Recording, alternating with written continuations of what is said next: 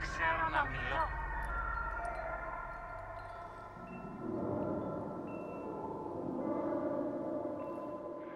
Αν ξέρω να μιλώ.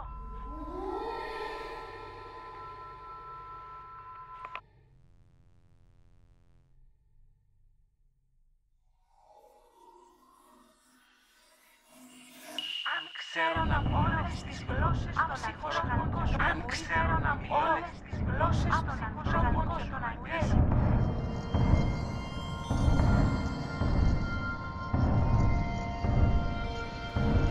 που ξεκουφαίνει με τους κρότους του, τότε δεν είμαι τίποτε απολύτως.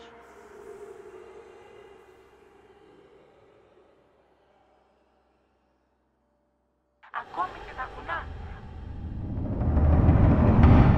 τότε δεν είμαι τίποτε απολύτως.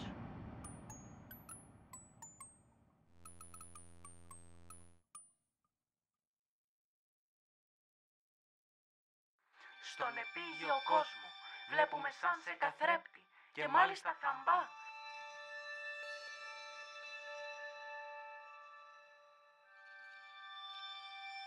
Γνωρίζουμε μόνο ένα μέρος από την αλήθεια. Αν ξέρω να όλες τις γλώσσες των ανθρώπων, αν ξέρω να μιλώ όλες τις γλώσσες των ανθρώπων και των αγγέλων, αλλά δεν έχω αγάπη, τότε έγινα σαν ένας άψυχος χαλκός που βουίζει ή σαν ένα κύμβαλο που ξεκουφαίνει με τους κρότους του. Κι αν έχω το χάρισμα να προφητεύω και να γνωρίζω όλα τα μυστήρια και όλη τη γνώση, και αν έχω όλη την πίστη ώστε να μετακινώ με τη δύναμή της ακόμη και τα βουνά, αλλά δεν έχω αγάπη, τότε δεν είμαι τίποτε απολύτως.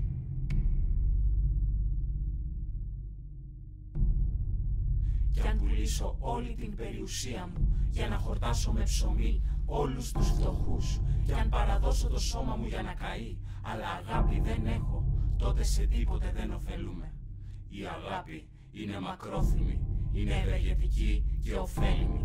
Η αγάπη δεν ζηλεύει, η αγάπη δεν ξυπάζεται, δεν είναι περήφανη, δεν κάνει ασχήνιες, δεν ζητεί το συμφέρον της, δεν ερεθίζεται, δεν σκέφτεται το κακό για τους άλλους, δεν χαίρει όταν βλέπει την αδικία, αλλά συγχαίρει όταν επικρατεί η αλήθεια. Η αγάπη όλα τα ανέχεται, όλα τα πιστεύει, όλα τα ελπίζει, όλα τα υπομένει. Η αγάπη ποτέ δεν ξεπέφτει. Στον επίγειο κόσμο βλέπουμε σαν σε καθρέπτη και μάλιστα θαμπά.